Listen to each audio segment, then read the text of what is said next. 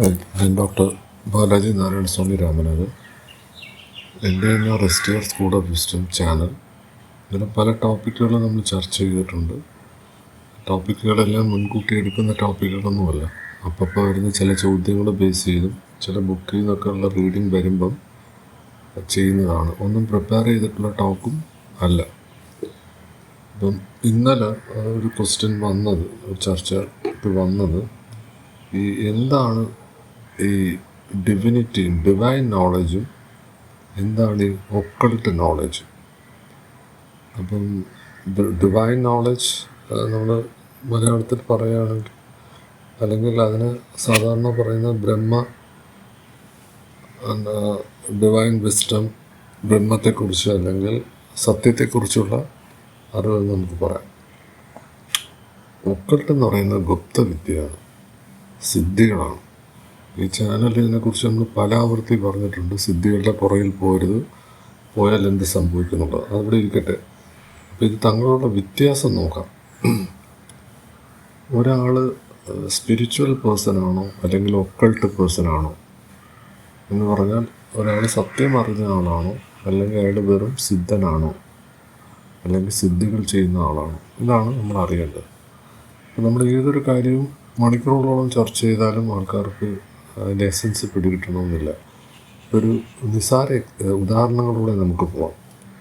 വിവേകാനന്ദൻ്റെ ഗുരു രാമകൃഷ്ണ പരമഹംസരെ എടുത്താൽ, പുള്ളിയുടെ life history എടുത്താൽ, പുള്ളി ആദ്യം കാളിയൊക്കെ പ്രത്യക്ഷപ്പെടുത്തുന്നുണ്ട്.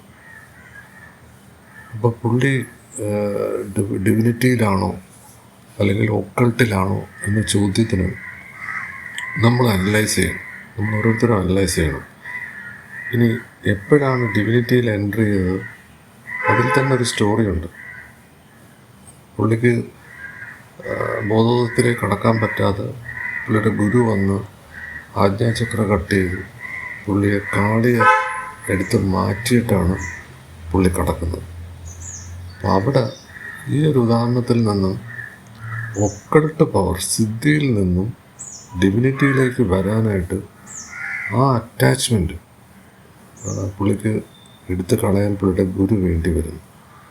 ഈ ഉദാഹരണത്തിൽ നമുക്ക് രാമകൃഷ്ണ പരമഹംസർ ഏത് സമയം വരെ ഒക്കൾട്ടായിരുന്നു, ഇനി ഏത് സമയത്താണ് ഡിവിനിറ്റി ആയത്, ഇനി ഡിവൈനായിട്ടുള്ള ഒരാൾക്ക് ഒക്കൾട്ട് പവർ വരുമോ എന്നുള്ളൊരു ചോദ്യം കൂടെ അതിനകത്തുണ്ട്. വിവേകാനന്ദൻ്റെ ഉദാഹരണം കൂടെ എടുത്താൽ, വിവേകാനന്ദനും ഇത് അന്വേഷിച്ച് ഇതേ ഗുരുവിൻ്റെ അടുത്ത് വന്നിരുന്നു. പിൽക്കാലത്ത് കേരളത്തിൽ ചിന്മുദ്ര പഠിക്കാനായിട്ട് കേരളത്തിൽ വന്നിരുന്നു.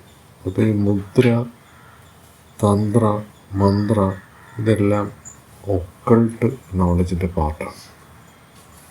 പിൽക്കാലത്ത് വിവേകാനന്ദൻ ചിക്കാഗോ സ്വീറ്റ്സ് തന്നെ തള്ളുന്നുണ്ട്.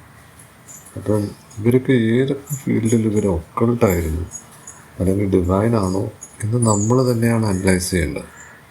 കാര്യം ഞാനീ പറയുന്നത് തിയറിറ്റിക്കൽ നോളജ് വെച്ചിട്ടാണ്. പ്രാക്ടിക്കലി ഓരോരുത്തർ ഏതൊക്കെ തലങ്ങളിൽ നിൽക്കുന്നോ ആ തലങ്ങളിൽ നിന്ന് മാത്രമേ അവർക്കിത് മനസ്സിലാക്കാൻ പറ്റൂ.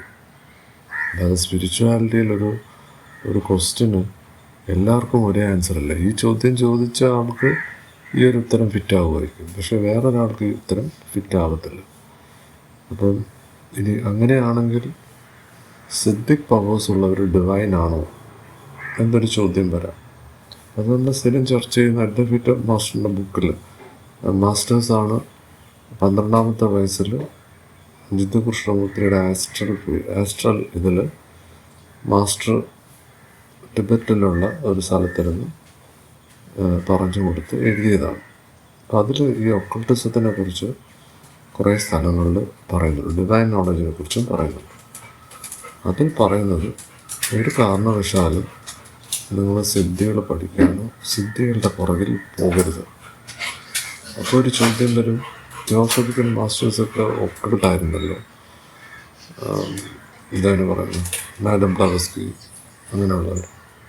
അപ്പം അതിലൊരു ചെറിയ വ്യത്യാസമുണ്ട്. അതിനകത്ത് പറയുന്നുണ്ട്, ഞാൻ നിങ്ങൾക്കിത് തരും, പക്ഷേ നിങ്ങളതെടുത്ത് ഉപയോഗിക്കരുത് എന്ന് പറയുന്നുണ്ട്. എന്ന് പറഞ്ഞാൽ പേഴ്സണൽ ആവശ്യങ്ങൾക്ക് ഉപയോഗിക്കരുത്. മാസ്റ്റേഴ്സിൻ്റെ ലക്ഷ്യം നടക്കുന്നതിന് വേണ്ടി ഈ പവേഴ്സ് കൊടുക്കും. ഉദാഹരണത്തിന് ശ്രീകൃഷ്ണൻ്റെ കഥ എടുത്താൽ അറിയാം.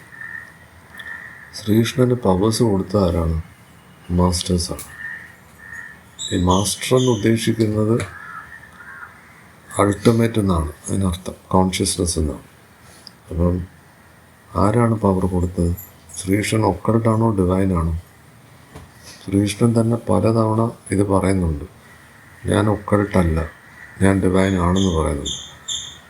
ശ്രീകൃഷ്ണൻ്റെ പേഴ്സണൽ ലൈഫ് എടുത്ത് നോക്കി, ഡിസാസ്റ്ററാണ്. അപ്പം ഇവിടെ എല്ലാം നമ്മൾ ശ്രദ്ധിക്കേണ്ടത്, ആ മഹാഭാരത യുദ്ധം നടത്തുന്നതിന് വേണ്ടി കൊടുത്ത പവർ അതിന് മാത്രമേ യൂസ് ചെയ്യാവൂ. കൃഷ്ണൻ അതിന് മാത്രമേ യൂസ് ചെയ്തുള്ളൂ. ശരിക്കും പറഞ്ഞു കൃഷ്ണൻ അതിന് മാത്രമേ യൂസ് ചെയ്തുള്ളൂ. അപ്പം നമുക്ക് ചോദ്യത്തിലേക്ക് വരാം, ഒക്കൾട്ട് നോളജ് എന്താണ്, ഡിവൈൻ നോളജ് എന്താണ്? വളരെ ക്ലാരിറ്റിയോടുകൂടി ഞാനിത് പറഞ്ഞിട്ടുണ്ട്. നമ്മൾ ജീസസ് ക്രൈസ്റ്റിൻ്റെ സ്റ്റോറി എടുത്താലും അവിടെയും ജീസസ് ക്രൈസ്റ്റിന് ഒക്കൾട്ട് പവേഴ്സ് ഉണ്ട്. മരിച്ച ആളിനെ 5 ദിവസം കഴിഞ്ഞ് ഉയർത്തെഴുന്നേൽപ്പിച്ചു. ഒരാളെ അല്ല, ഒന്നിൽ കൂടുതൽ വരെ മരണത്തിൽ നിന്ന് കൊണ്ടുവന്നിട്ടുണ്ട്. ഒരപ്പം കൊണ്ട് പലരെയും ഇത് ചെയ്തു. അപ്പോൾ ഒക്കൾട്ടുണ്ട്. അപ്പോൾ അങ്ങനെയാണെങ്കിൽ ജീസസ് ക്രൈസ്റ്റ് ഡിവൈൻ അല്ലേ? അത് ജീസസ് ക്രൈസ്റ്റ് പറയുന്നുണ്ട്, ഞാനല്ല, എൻ്റെ പിതാവ്. അത് തന്നെയാണ് കൃഷ്ണനും പറയുന്നത്, ഞാനല്ല എന്ന് പറയുന്നുണ്ട്. ഡെമി ഗോഡ്സ്, ദേവീ ദേവതകളുടെ പുറകിൽ പോയാൽ കാര്യം നടക്കും. ഈ ദേവീ ദേവതകളെന്ന് ഉദ്ദേശിച്ചതാണ് ഒക്കൾട്ട് പവർ. നമ്മൾ ഇപ്പുറത്തെ സൈഡിൽ ക്രിസ്ത്യാനിറ്റിയിൽ വന്നാൽ എന്താ, അവിടെ ഏഞ്ചൽ ഇൻവോക്കേഷനുണ്ട്. മറ്റു മതങ്ങളെടുത്ത് എല്ലാത്തിനകത്തും ഇതുണ്ട്. അവിടെ പല പേരുകൾ പറയും, ദേവീ ദേവതകൾ എന്ന് പറയും, ഗോഡസ് എന്ന് പറയും. ഡിവിനിറ്റിക്ക് രൂപനാമങ്ങളില്ല. ഇപ്പം രൂപനാമങ്ങൾ വരികയാണെങ്കിൽ അത് ഡിവിനിറ്റിയുമായിട്ട് ബന്ധമില്ല എന്ന് തറപ്പിച്ച് തന്നെ പറയേണ്ടി വരും. പിന്നെ ഇതൊക്കെ ശങ്കരാചാര്യരും ചട്ടമ്പി സ്വാമികളും ഒക്കെ ശ്രീചക്രം എടുത്ത് ഉപയോഗിച്ചിട്ടുണ്ടോ എന്ന് വെച്ചാൽ ഉപയോഗിച്ചിട്ടുണ്ട്. അത് വേദത്തിലില്ല ശ്രീചക്രയെക്കുറിച്ച്, പുരാണങ്ങളിൽ പറയുന്നുണ്ട്. പക്ഷെ അത് എങ്ങനെയാണ് ഉപയോഗിക്കേണ്ടതെന്ന് പറയുന്നുണ്ട്. രഹസ്യങ്ങളിൽ വെച്ച് രഹസ്യമാണ്. ഏതാ? ഭഗവത്ഗീത ഉൾപ്പെടെ. ഇതെല്ലാം ഗുപ്തവിദ്യയാണ്. ഇത് മനസ്സിലാക്കാതെയാണ് ആൾക്കാർ ഇതിലേക്ക് കടക്കുന്നത്. എന്ത് പറ്റും? അവരുടെ മെൻ്റൽ ഇൻസ്റ്റബിലിറ്റി ഉണ്ടാവും. അതുകൊണ്ട് ഇത് പ്രോപ്പറായിട്ടുള്ള ഇതില്ലാതെ ഈ മേഖലയിൽ കടക്കരുത്. അതാണ് അതിനകത്തുള്ള കാര്യങ്ങൾ. അപ്പം ചോദ്യത്തിനുള്ള ഉത്തരമായിട്ടുണ്ട്. Thank you.